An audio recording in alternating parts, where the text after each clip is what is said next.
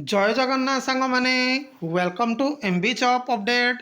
देखंतु आगको आसवाक जाऊँगी ओडिशा सब ऑर्डिनेट स्टाफ सिलेक्शन कमिशन तरफ 9,000 रु 10,000 पदवी आपण मानक पई आसवाई जाऊँगी फ्रेंड। जो थे पंचायत एग्जीक्यूटिव ऑफिसर पदवी रोचे आरआई एआरआई अमीनर नूतन पदवी आईसीडीएस रो नूतन पदवी सेपरी एकाउंटेंट कम डीईओ पदवी एहीपरी विभिन्न सारा पदवी आपण मानक पई आसवाक जाऊँगी फ्रेंड। जो थे जूनियर आसिस्टेंट भी पदवी आसवाक जाऊँगी। यही वीडियो रे डिटेल केते पदवी जहाँकि विभिन्न सारा पदवीर वैकेंसी टेबुल टी देखिबा, तेणु वीडियोटी को संपूर्ण देखिबे। देखंतु पंचायत एग्जीक्यूटिव ऑफिसर पदवी 953 पदवी आपण मानक पई आसीबा पई जाउछि। सेहीपरि फ्रेंड देखंतु एकाउंटेंट कम डीईओ रो पदवी 2500 प्लस रो पदवी आपण मानक पई आसीबा पई जाउछि। जूनियर असिस्टेंट डिस्ट्रिक्ट कैडेट रो पदवी 120 प्लस रो पदवी आसीबा पई जाउछि। सेपरि रेवेन्यू डिपार्टमेंट रो जूनियर असिस्टेंट रो पदवी 348 टी पदवी आसीबा पई जाउछि।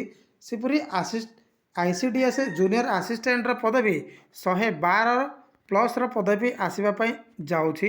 अदर डिपार्टमेंट रो जूनियर असिस्टेंट रो भी पदवी आसीबो फ्रेंड। सेपरि विलेज एग्रीकल्चरल वर्कर रो पदवी 520 प्लस रो पदवी आसीबा पई जाउछि। सेपरि हॉर्टिकल्चरल एक्सटेंशन ऑफिसर बा एचईओ रो पदवी 94 प्लस रो पदवी आसीबा पई जाउछि। लाइवस्टॉक इंस्पेक्टर रो पदवी 531 प्लस रो पदवी पुणी थरे आपण मानक पई आसीबा पई जाउछि। सेपरि OSSS रो आरआई एआरआई अमीनर रो पदवी 3,500 प्लस रो पदवी आपण मानक पई आसीबा पई जाउछि। फ्रेंड देखंतु एही वैकेंसीटी क्यों मासरे आसिला वाला चांसेस रोची। देखंतु एही वैकेंसीटी जनवरी रु मार्च मध्यरे आसिला वाला मैक्सिमम चांसेस रोची फ्रेंड।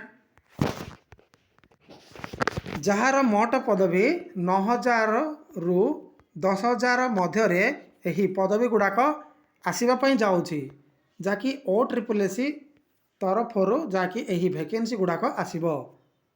आपण माने जोरदार प्रिपरेशन जारी रखंतु। जेतेबेले भी जो अपडेट आसीबो मु आपण मानकु सर्वप्रथम अवगत करैदेबी। एतिकी इनफॉरमेशन थिला जाकि OSSS डिपार्टमेंट रे वैकेंसी खाली थिबार अपडेट। आई होप वीडियो पसंद आसथिबो।